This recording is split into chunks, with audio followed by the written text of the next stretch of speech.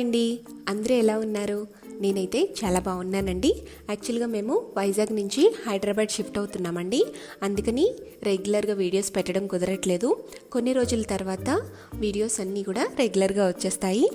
మధ్య మధ్యలో అప్పుడప్పుడు వీడియోస్ అప్లోడ్ చేస్తూనే ఉంటాను. సో కీప్ వాచింగ్ అమ్మ చేతి వంట. ఈరోజైతే నేను చాలా సింపుల్గా క్విక్గా బ్రేక్ఫాస్ట్లోకి తీసుకుని శాండ్విచ్ని ఎలా తయారు చేసుకోవాలో చూపించిపోతున్నానండి. చెప్పాను కదా మీకు, మేము షిఫ్ట్ అవుతున్నాము అని. సో ఇంట్లో గ్యాస్ కనెక్షన్ ట్రాన్స్ఫర్ చేసేసామండి. అందుకని ఇంట్లో గ్యాస్ లేదు. సో సింపుల్గా మనం గ్యాస్ అవసరం లేకుండానే శాండ్విచ్ని ఎలా తయారు చేసుకోవాలో చూసేద్దాం. ఫస్ట్ అయితే వెజిటబుల్స్ని ఈ విధంగా సన్నగా స్లైసెస్గా కట్ చేసుకోవాలండి. నేను ఇక్కడ ఆనియన్స్ని, టమాటాస్ని, క్యాప్సికమ్ని సన్నగా కట్ చేసుకుని పెట్టుకున్నాను. మీరు కావాలనుకుంటే ఇందులో క్యాబేజీని కూడా వాడుకోవచ్చు. ఇప్పుడు నేను 2 బ్రెడ్ స్లైసెస్ని తీసుకున్నాను. మీరు మిల్క్ బ్రెడ్ అయినా తీసుకోవచ్చు, శాండ్విచ్ బ్రెడ్ అయినా తీసుకోవచ్చు, లేదా వీట్ బ్రెడ్ అయినా తీసుకోవచ్చు. ఏదైనా మీకు నచ్చింది తీసుకోండి. ఇప్పుడు దీనిపైన మైనైజ్ని అప్లై చేసుకోవాలి. నేను ఇక్కడ ఒరిజినల్ మైనైజ్ అంటే ఏ ఫ్లేవర్ లేకుండా నార్మల్గా రెగ్యులర్ది తీసుకున్నాను. ఈ మైనైజ్ని కొంచెం బ్రెడ్ స్లైసెస్కి అప్లై చేసేస్తున్నాను.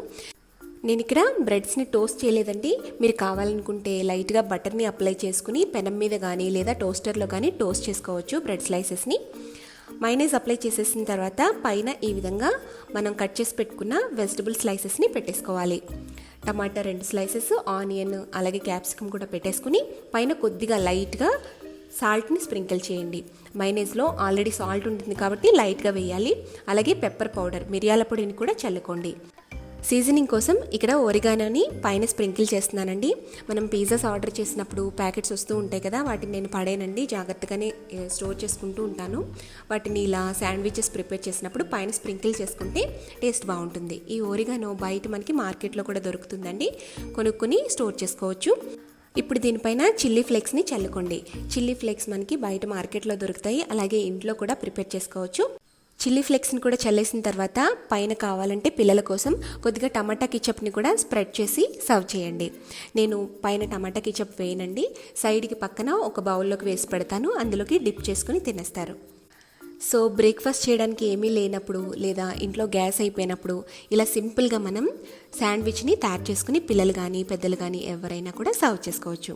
అంతేనండి, చాలా సింపుల్గా ఈజీగా క్విక్గా బ్రేక్ఫాస్ట్ రెడీ అయిపోయింది. ఇలా మీరు ఎప్పుడైనా ఇంట్లో ట్రై చేశారా? ట్రై చేస్తే నాకు కామెంట్ సెక్షన్లో చెప్పండి. ట్రై చేయని వాళ్ళు ఇలా ట్రై చేసి మీకు ఎలా వచ్చిందో నాకు కామెంట్ చేయండి. ఈ వీడియో నచ్చితే లైక్ చేసి సబ్స్క్రైబ్ చేసి షేర్ చేయడం మర్చిపోకండి.